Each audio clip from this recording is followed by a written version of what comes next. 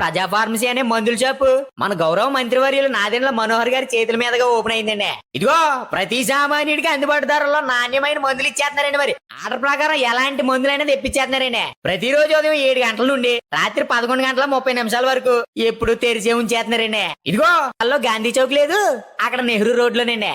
ఇదిగో మర్చిపోండి, చాలా తక్కువ రేట్లకే నాణ్యమైన మందులు ఇచ్చేస్తున్నారు. ఉంటారండి మరి. ఆంధ్ర పారిస్ తెనాలిలో అధునాతన హంగులతో మీకు స్వాగతం పలుకుతోంది ఈ కన్వెన్షన్. వెడ్డింగ్స్, రిసెప్షన్స్, ఎంగేజ్మెంట్స్, కాన్ఫరెన్స్లు, సెమినార్స్ మరియు అన్ని రకాల ఫంక్షన్లకు అనువైన వేదిక ఈ convention function hall AC, RTC bus stand out gate ఎదురు, తెనాలి.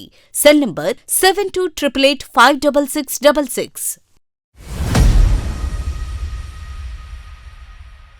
తెనాలి బోసురోడ్డులోని మంత్రి నాదెండ్ల మనోహర్ క్యాంపు కార్యాలయంలో 77వ గణతంత్ర దినోత్సవ వేడుకలు సోమవారం ఘనంగా నిర్వహించారు. మంత్రి నాదెండ్ల జాతీయ పతాకాన్ని ఆవిష్కరించి జాతీయ జెండాకి గౌరవ వందనం సమర్పించారు. జాతీయ గీతాలాపన చేశారు. మనోహర్ మాట్లాడుతూ, మన అందరిలో దేశం, సమాజం, వ్యవస్థల గురించి ఒక నమ్మకం, ఒక భరోసా కల్పించేటట్టు 1950లో రాజ్యాంగాన్ని ఎప్పుడైతే ప్రవేశపెట్టారో ప్రతి భారతీయుడికి ధైర్యం వచ్చే విధంగా చేసే ప్రతి కార్యక్రమంలో సమానంగా ఉన్నత స్థాయికి వెళ్లాలన్న గొప్ప ఆలోచనతోటి పూర్వీకులు ఎంతోమంది శ్రమించి డాక్టర్ అంబేద్కర్ నేతృత్వంలో ఆ రోజున రాజ్యాంగాన్ని రచించారు.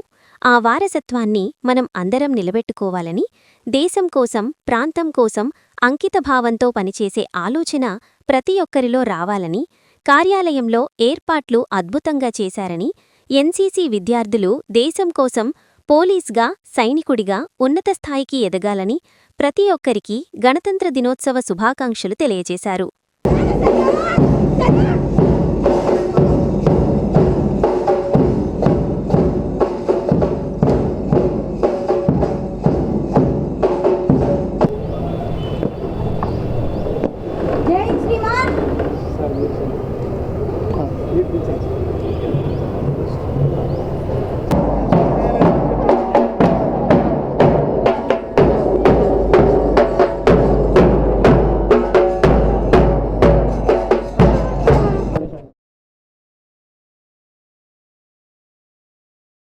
డెబ్బై 77వ గణతంత్ర దినోత్సవ వేడుకలు జరుపుకోవడం అనేది మనందరిలో కూడా దేశం గురించి, సమాజం గురించి, వ్యవస్థల గురించి ఒక నమ్మకం, ఒక భరోసా కల్పించేటట్టు జనవరి 26, 1950లో మన రాజ్యాంగాన్ని ఎప్పుడైతే ప్రవేశపెట్టారో ప్రతి భారతీయుడికి ఒక ధైర్యం ఇచ్చే విధంగా చేసే ప్రతి కార్యక్రమంలో కూడా సమానంగా అందరూ ఎదగాలి, అందరూ ఉన్నత స్థాయికి వెళ్ళాలి అనే గొప్ప ఆలోచనతోటి మన పూర్వీకులు ఎంతో శ్రమించి డాక్టర్ అంబేద్కర్ గారి నేతృత్వంలో ఆ రోజున దాదాపు 2 సంవత్సరాల పైనే అనేక దేశాల్లో ఉన్న రాజ్యాంగాల్ని పరిశీలించి ఒక అద్భుతమైన రాజ్యాంగం మనకి అందించగలిగారు.